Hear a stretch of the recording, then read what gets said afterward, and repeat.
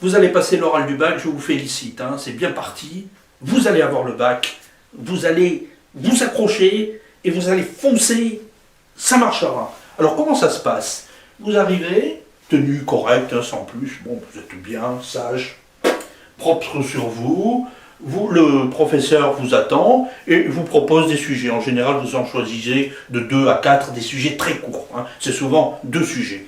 Alors, vous prenez ces sujets et hop, vous vous installez sur une table, tranquille, pendant 20 minutes, vous préparez. Bon. Alors, c'est souvent dans la même salle, hein, que la salle d'exposé, bien entendu. Alors, souvent, pendant que vous préparez, vous avez un camarade qui, lui, expose. Alors, bon, ne vous laissez pas distraire, hein, vous restez concentré. Bon, si vous n'y arrivez pas, c'est pas grave, ce n'est pas grave, vous ne vous en faites pas, hein, vous essayez de faire un petit peu, de voir un petit peu ce qui a été demandé dans l'ensemble. De toute façon, ne vous inquiétez pas, au cours de l'exposé, eh bien, si vous bloquez, le professeur va vous indiquer des choses, et ce qui l'intéresse, c'est de savoir ce que vous savez. Hein. Alors, très important, le cours, bien connaître le cours, en particulier les formules essentielles. Hein. Par exemple, je ne sais pas, sachez restituer la courbe représentative de la fonction exponentielle, de la fonction log, hein, ce sont des choses importantes. Les sommes, donc les sommes des n premiers entiers, je ne sais pas moi, des formules essentielles, des formules de base que vous devez parfaitement connaître, et également des petites démonstrations, hein, les petites petites démonstrations du cours, hein, donc si vous les possédez, il n'y aura pas de problème avec ça. Bien, vous exposez pendant 20 minutes, ça va vous paraître très très court, ne vous inquiétez pas. À l'issue, qu'est-ce qui se passe? Eh bien, vous êtes noté, bien entendu, on ne vous donne pas la note en général. Hein. Qu'est-ce qui se passe? Eh bien, la note obtenue à l'écrit, elle est complète, elle disparaît complètement si vous avez une note supérieure. Prenons un exemple. Vous avez eu 5 à l'écrit, malheureusement ça arrive, mais c'est une chance pour l'oral. Pourquoi? Parce que supposez par exemple que vous ayez 12. Vous avez 12 à l'oral. Ça vous fait un plus de 6 points. 6 points de gagné. 6 points de gagné avec un coefficient 7. 6 fois 7, 42. 42 points de gagné. En général, ça passe sans problème. Et vous avez le bac. Bon courage.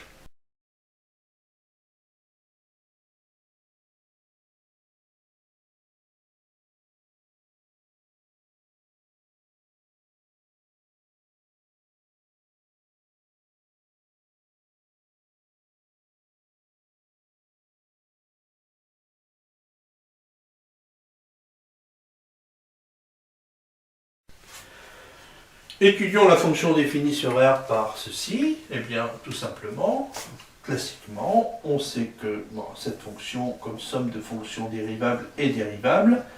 Et donc, on a une dérivée qui est égale à ceci. Donc, le signe de la dérivée, très rapidement, on va voir pour quelle valeur de x la dérivée est négative. Eh bien, exponentielle de x inférieure à 1. On fait passer le log, donc x inférieur à logarithme népérien de 1. Donc pour x négatif, la dérivée est négative, pour x est positif, la dérivée est positive. Tableau de variation très rapide nous indique ceci. Donc on a négatif, positif. f de 0 est égal à 1 moins 0 moins 3, donc ça nous fait moins 2. Donc la question est de savoir si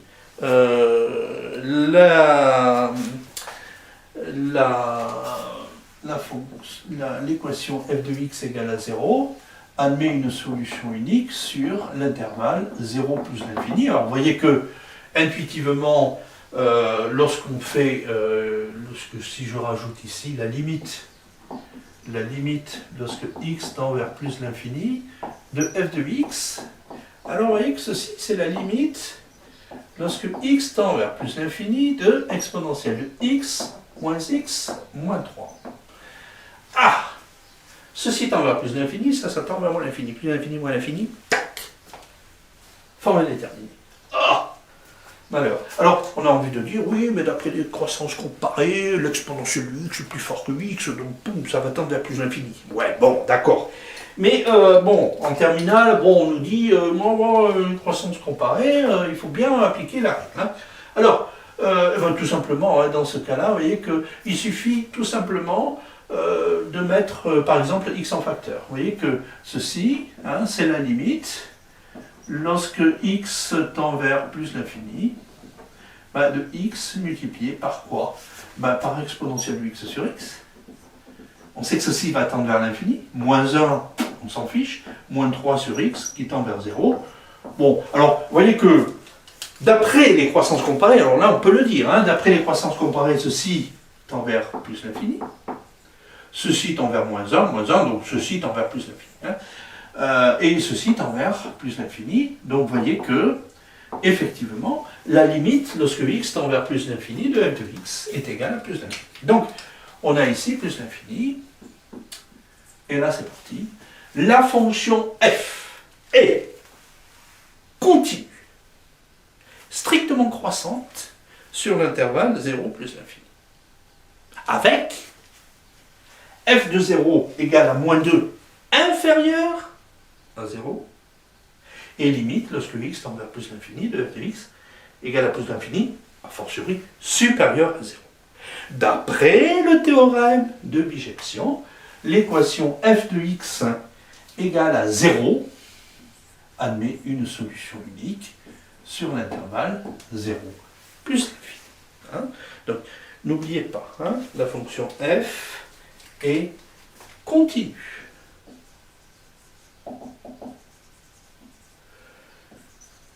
Strictement croissante ou strictement décroissante, strictement monotone, hein, ça il ne faut pas oublier de le dire, avec, il ne faut pas oublier les bornes, hein, aux bornes, hein, donc f de 0 qui est égal à moins 2, donc inférieur à 0, et limite, lorsque x tend vers plus l'infini, de f de x égale à plus l'infini, supérieur à 0. Alors là, j'aurais pu simplement, sans faire ce calcul de dérivée, constater tout simplement que en prenant f de 1, ça passe pas, c'est trop juste. Même f de 1, hein, f de 1, ça fait e, moi non, ça fait pas. Mais f de 2, avec f de 2, paf, je passe au-dessus de 0.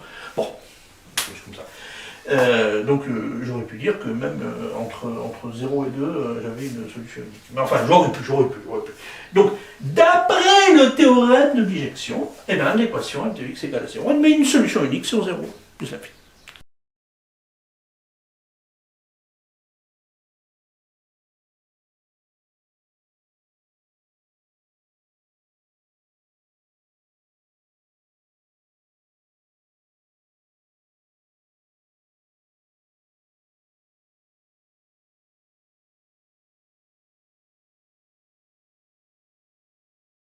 Ici, bien, un problème de la fonction définie sur R plus étoile. Hein.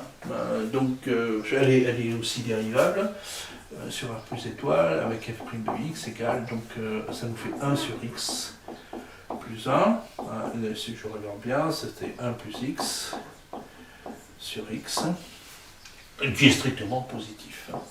La fonction f est strictement croissante sur R plus étoile.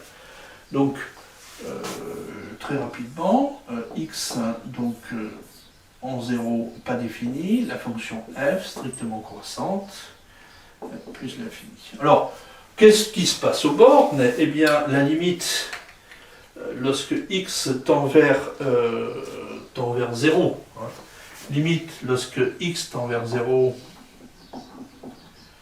de f de x, alors vers 0 bien entendu avec x supérieur à 0, ceci tend vers moins l'infini, 0, moins 3. Donc c'est égal à moins l'infini.